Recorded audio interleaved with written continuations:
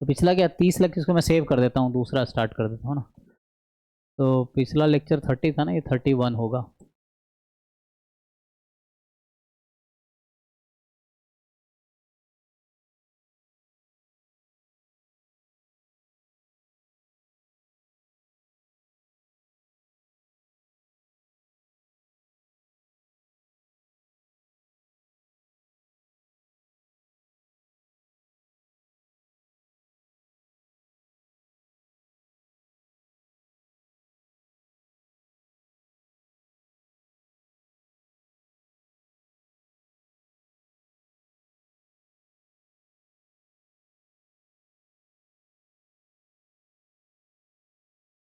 तो हम लोग स्टार्ट कर रहे हैं ये वाला पार्ट। एक बार ब्रीफली इसको मैं बता देता हूँ, जस्ट समरी या ना रिवीजन काइंड। तो पहले सीक्वेंस होता क्या है ना, सीक्वेंस एंड सीरीज डिस्कस कर रहे हैं ना। तो what is the meaning of sequence, है ना। तो mainly sequence of real numbers की हम लोग बात कर रहे हैं। तो वैसे तो लॉजिकली एक फंक्शन है, जैसे रैंडम वेरिएबल एक फंक्शन है ओमेगा टू आर में, तो वैसे ये भी एक फंक्शन है ना। A function with domain set of natural number and codomain, है ना। ये ऐसे लिखूंगे, सीक्वेंस इज अ फंक्शन, ये जो सीक्वेंस है, sequence is a function with domain this and codomain set of real number. तो फंक्शन क्या है एक्चुअली, जैसे मैं अगर बोलूं कि एक फंक्शन है नेचुरल नंबर से रियल नंबर में, defined as, that is defined as f n is equal to a n for all n belongs to natural number. तो we write it as, generally इसको हम लिखते हैं, है ना, ऐसा लिखेंगे। इसका मतलब होगा एन फ्रॉम 1 टू इन्फिनिटी, या जस्ट ए एन लिखेंगे, या A1 A2 A3 dot dot dot. ठीक है, ऑर्डर बहुत इंपॉर्टेंट है, ठीक है ना। 1 का इमेज A1 है, 2 का इमेज A2, 3 का इमेज A3, लेवलिंग है ना, लेवल्ड है। तो पहला A1 A2 A3 एक सीक्वेंस है, सिंपली डेफिनेशन हो गया। अब ये कन्वर्जेंस की क्या मतलब है, सो अगर मैं कन्वर्जेंस को डिफाइन करूं, convergence of sequence of real number,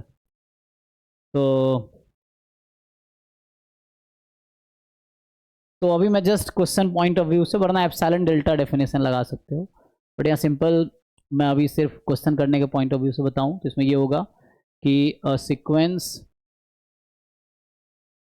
A n converges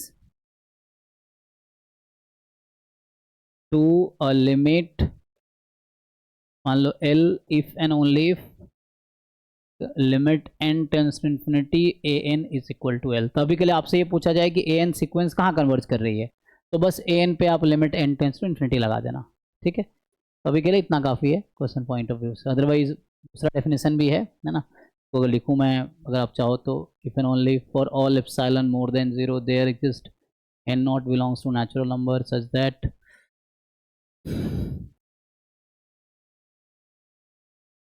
mod an minus l is less than epsilon for all n more than equal to n naught। तो कहना चाह रहा है कि कोई एप्सिलॉन चूज कर लो, पॉजिटिव कोई भी, तो उसके लिए एक n नॉट नेचुरल नंबर मिलेगा, इस तरह से कि ए एन और एल के बीच का जो डिस्टेंस होगा नंबर लाइन पे, ए एन सीक्वेंस है और एल लिमिट है, नंबर है, उसके बीच का जो डिफरेंस होगा या डिस्टेंस होगा, that will be less then epsilon. कब, जब एन की वैल्यू एन नॉट से ज़्यादा होगी, मतलब एन नॉट के बाद वाले टर्म्स से होंगे उसमें। तो ये डेफिनेशन है, तो क्वेश्चन इससे सॉल्व हो जाता है ना। लिमिट एग्जिस्ट करेगी तो यूनिक होगी, है ना, सिंपल है। Limit is unique and finite, ठीक है, ये है, जो लिमिट है वो यूनिक एंड फाइनाइट होनी चाहिए, तभी बोलेंगे लिमिट एग्जिस्ट करती है। Limit must be unique and finite, ठीक। एंड तो बेसिकली आपको इस तरह सॉल्व करना है आगे फर्दर, लिखता बहुत ज़्यादा है नहीं। फिर फर्दर सब सीक्वेंसेस होते हैं कि कुछ टर्म सेलेक्ट कर लो, है ना, कुछ टर्म छोड़ दो, सब सीक्वेंसेस हैं, इस तरह से टर्म्स आती हैं, तो क्वेश्चन उस पर भी आएगा, ठीक है ना। मेनली अब ये सीरीज स्टार्ट कर दिया सीधा सीधा, है ना। तो सब सीक्वेंस में क्या होता है कि यू टेक सम टर्म्स, है ना, जैसे अगर मैं सब सीक्वेंस डिफाइन कर दूं, सब सीक्वेंस क्या होगा? तो मान लो a N is a sequence and अभी मैं ऐसा लिख दूं कि लेट से एन के be increasing sequence of natural number, है ना?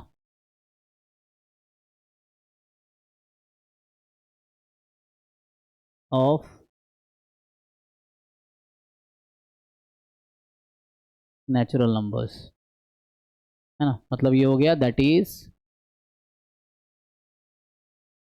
Like n1 less than n2 less than n3 and so on, ऐसा चल रहा है। ठीक है, ये नेचुरल नंबर्स हैं।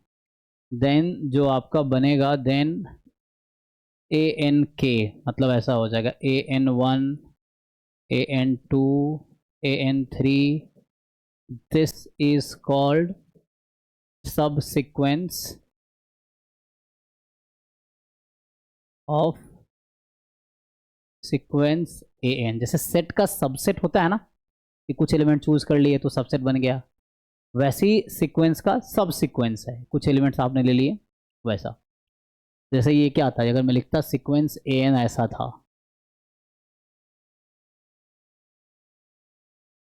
ऐसा था, आपने मान लो ऐसा A2 चूज कर लिया, A5 चूज कर लिया, A7 चूज कर लिया, इसका एक नया सीक्वेंस बना दिया, ये सब सीक्वेंस हो गया। ठीक है, वैसा।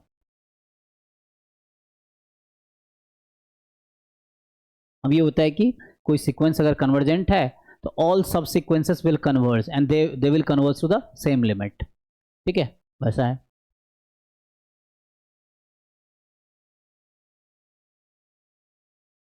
तो बेसिकली आगे देखना, तो मैंने अभी सीक्वेंस डिफाइन कर दिया, सब सीक्वेंस डिफाइन कर दिया और उसके लिमिट्स डिफाइन किए, मतलब कन्वर्जेंस डिफाइन किया। अब यहाँ पे मेनली सीरीज है, तो कंपेरिजन टेस्ट तब लगेगा जब सीरीज डिफाइन करेंगे। तो सीरीज आप डिफाइन करोगे, सीरीज ऑफ रियल नंबर्स, है ना?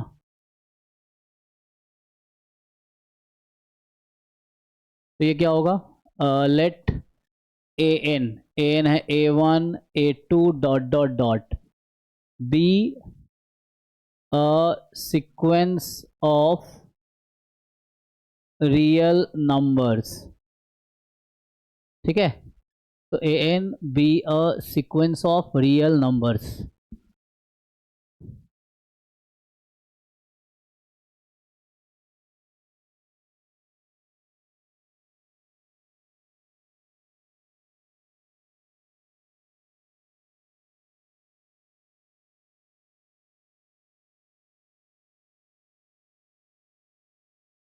then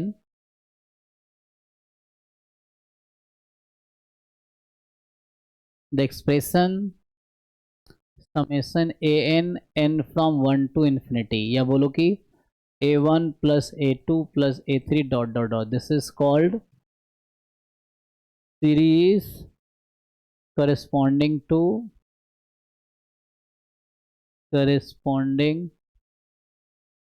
to sequence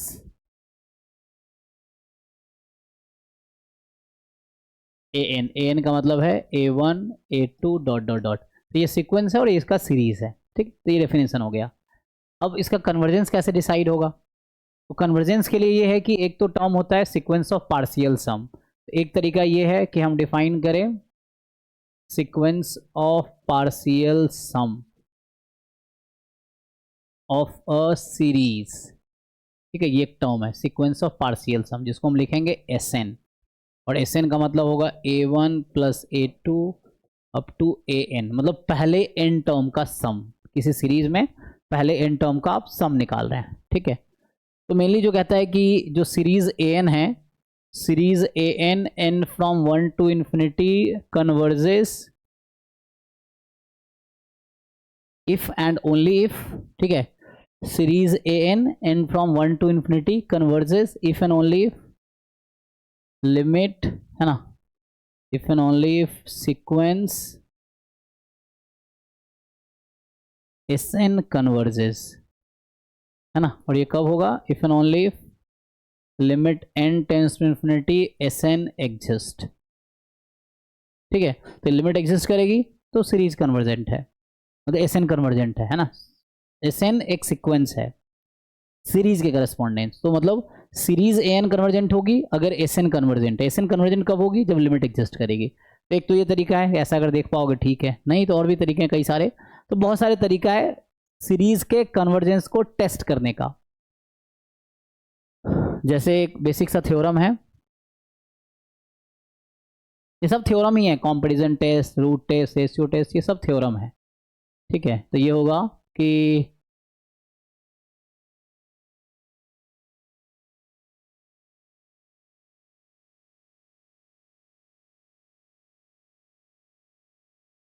series N converges then limit N tends to infinity A N is 0। तो सीरीज ए एन कन्वर्ज करेगी तो उस सीरीज में जो सीक्वेंस इन्वॉल्व है या जिस सीक्वेंस के करस्पॉन्डिंग वो सीरीज है उस सीक्वेंस की लिमिट 0 होगी। ठीक है, तो ये एक थ्योरम है।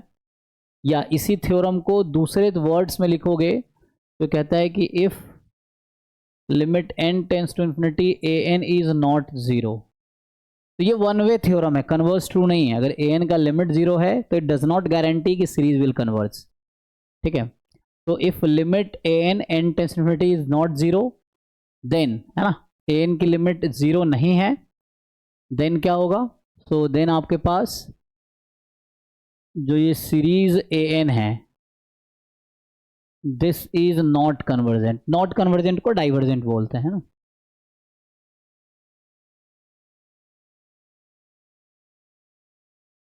ठीक है, तो ये बेसिक सा एक थ्योरम है। फिर बाद में और भी जैसे है,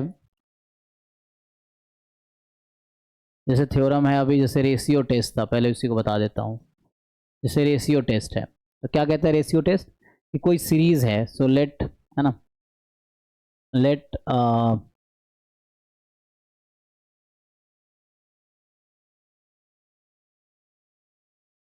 मान लो एन,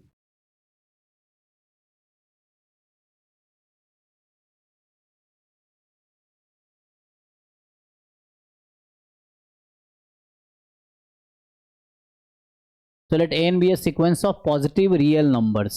ठीक है, let n be a sequence of positive real numbers, then n be a sequence of positive real numbers, then अच्छा such that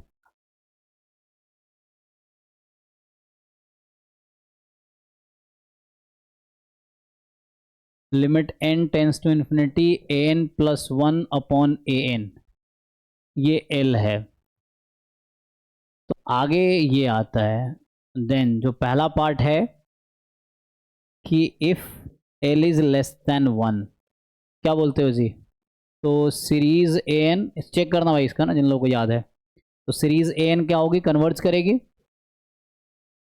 this is convergent, है ना, तो ये आ जाएगा। एंड दूसरा, if limit is more than 1 then series an this is divergent. And तीसरा condition है कि इफ लिमिट 1 आ गई तो नो कंक्लूजन। ठीक है, कुछ भी कंक्लूड नहीं कर सकते। सीरीज मे कन्वर्ज मे डाइवर्ज, कोई गारंटी नहीं है ना। इसका मतलब है मे कन्वर्ज। एल इक्वल्स टू 1 आने पर वापस कंपैरिजन टेस्ट लगाकर चेक कर लेंगे ना।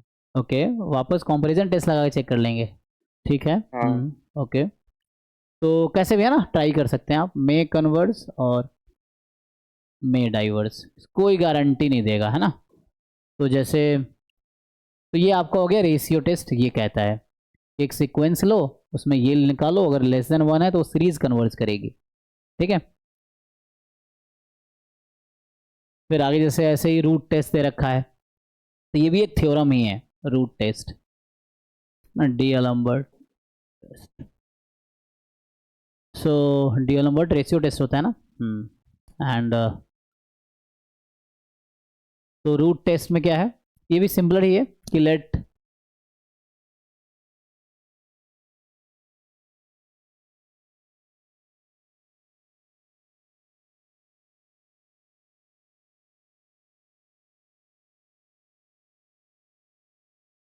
n be the sequence of positive real numbers such that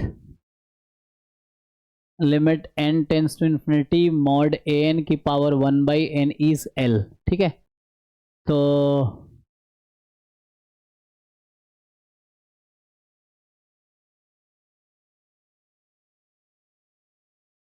then similar ही है। तो पहला पॉइंट सिमिलर कंक्लूजन है इसका कि अगर l की वैल्यू लेस देन 1 है तो सीरीज an जो है ना, यहाँ मॉड लगाने का ऐसे कोई नीड नहीं है क्योंकि मैंने पॉजिटिव ले रखा है। तो सीरीज an इज कन्वर्जेंट। दूसरा जो है इफ मोर देन 1 है तो सीरीज an इज डाइवर्जेंट।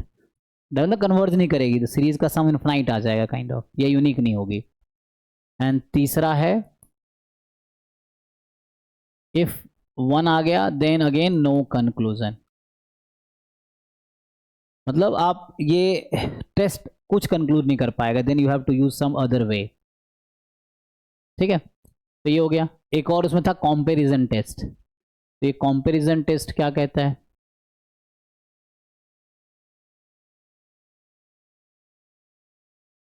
ना, तो ये कंपैरिजन टेस्ट क्या कहता है। हाँ,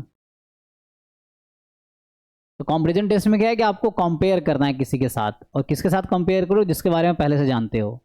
मतलब हम वैसा सीरीज कंसीडर करेंगे जिसके बारे में हम पहले से जानते हैं कि तो कन्वर्जेंट है या डाइवर्जेंट है। जैसे पी टेस्ट होता है, इस तरह से हेल्प करता है ना। जैसे हम बात करें कुछ ऐसे वेल नोन टेस्ट है तो वो आपको हेल्प करता है। जैसे एग्जांपल के लिए जो सीरीज 1/n की पावर p है, this is convergent if and only if क्या होना चाहिए जी, p इज मोर देन 1 है ना। एंड दूसरा सीरीज 1/n की power p, this is divergent if and only p is less than equal to, अच्छा कुछ भी है ना, लेस देन इक्वल टू 1। तो ऐसा हो जाएगा। p कोई भी नंबर है, p कैन बी एनी है ना, रियल नंबर। यहाँ जो हम बात कर रहे हैं p can be any real number. तो ये डाइवर्जेंट, इससे कुछ आइडिया मिल जाता है। कंपेयर जनरली इस तरह का चीज़ आप कर सकते हो। तो इसमें क्या होगा कि let a n be less than equal to b n, दोनों पॉजिटिव है। मतलब टू सीक्वेंसेस यू हैव जहाँ पे a n less than equal to b n है और दोनों क्या है, पॉजिटिव है। तो आपसे क्या पूछ रहा है ये,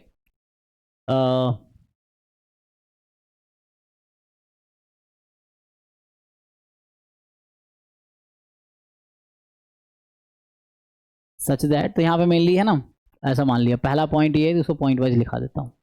तो पहला पॉइंट ये है कि मान लीजिए कि if series B N converges, तो मान लो ऐसा है कि आपको सीरीज ए एन के बारे में पूछा गया है और आपको सीरीज बी एन के बारे में पता है क्योंकि बी एन के साथ आप कंपेयर कर रहे हैं। तो अगर सीरीज बी एन कन्वर्ज कर रही है जो कि लार्जर सीक्वेंस है, उसकी सीरीज कन्वर्ज कर रही है, तो जो लोअर सीक्वेंस के करस्पॉन्डिंग जो सीरीज होगी वो भी कन्वर्ज करेगी। ठीक है, तो दिस ऑल्सो कन्वर्जेस, ये है। दूसरा इफ, अब मान लो ऐसा है कि आपने बी एन को टेस्ट करना है कि कन्वर्जेंट है डाइवर्जेंट है, तो आप ए एन के साथ कंपेयर करो। तो ए एन के बारे में आपको पहले से पता है। तो ए एन छोटा वाला सीक्वेंस है, तो छोटे वाले सीक्वेंस के करस्पॉन्डिंग जो सीरीज है, अगर ये डाइवर्जेंट है, ठीक है, अगर ये डाइवर्जेंट है, देन सीरीज बी एन जो होगी जो कि लार्जर है वो भी डाइवर्जेंट होगी।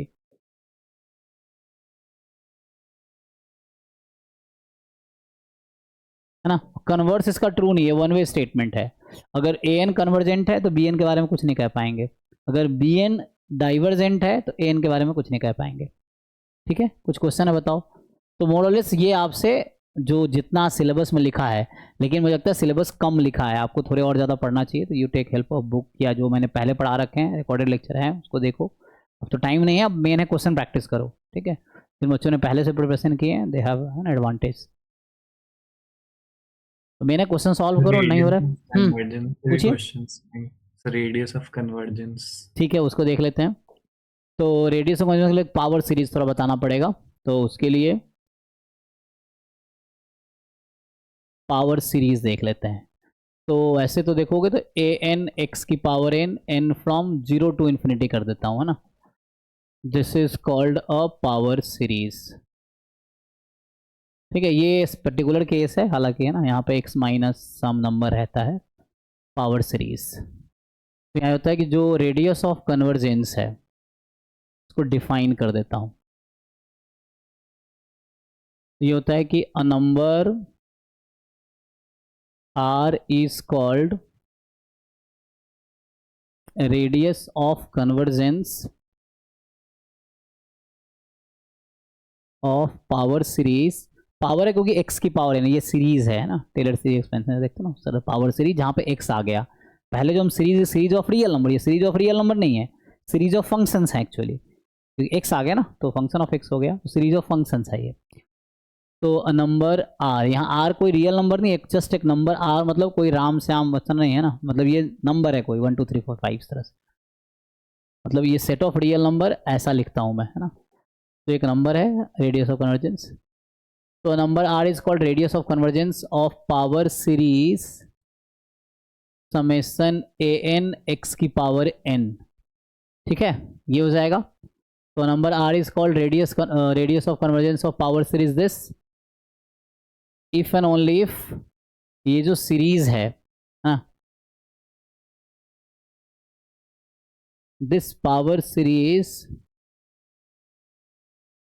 converges for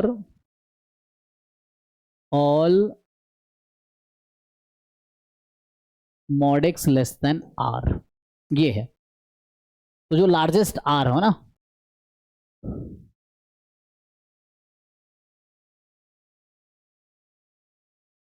ये तो यहाँ देखो लार्जेस्ट पॉसिबल नंबर r, तो ऐसा लिख दूं कि a largest possible real number r, तो r एक fix real number, set of real number नहीं है, ठीक है ना।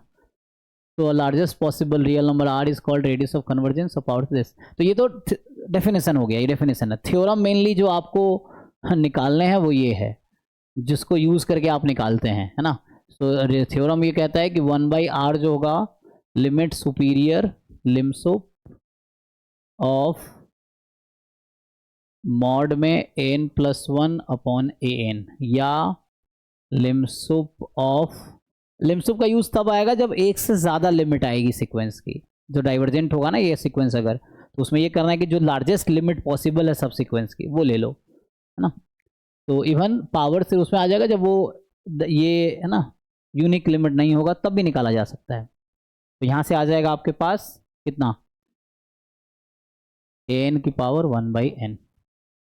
तो ये फॉर्मूला है। अब बताओ कोई क्वेश्चन है तो इसका भी ऑलरेडी होगा, तो कल इसको सॉल्व करके आओ, इसका ऑलरेडी भेजा हुआ है, दोबारा भेज देता हूँ। सो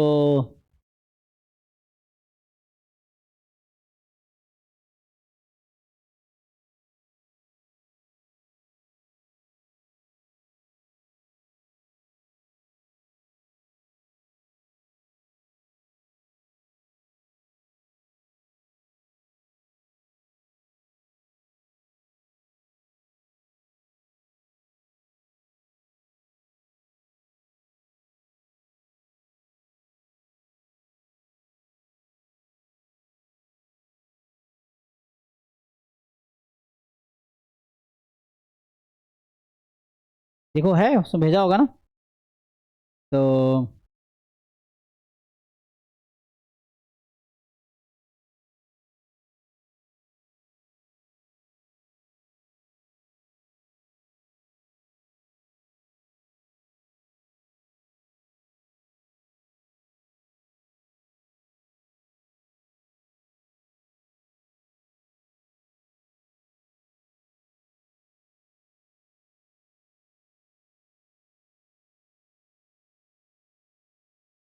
ओल्ड मुझे दिख रहा है ये, है ना। तो ये ओल्ड वाला ही भेज दिया था क्या मैंने आप लोग, पता नहीं, देख लो। सो तत्काल ये सॉल्व कर लेना। तो जो मैट्रिसेस वाला था और ये जो लीनियर अलजेब्रा और सीक्वेंस सीरीज वाले हैं, इसको सॉल्व करके आओ, कुछ डाउट है तो पूछो। एक ग्रुप में मैंने भेज दिया है, you solve it and then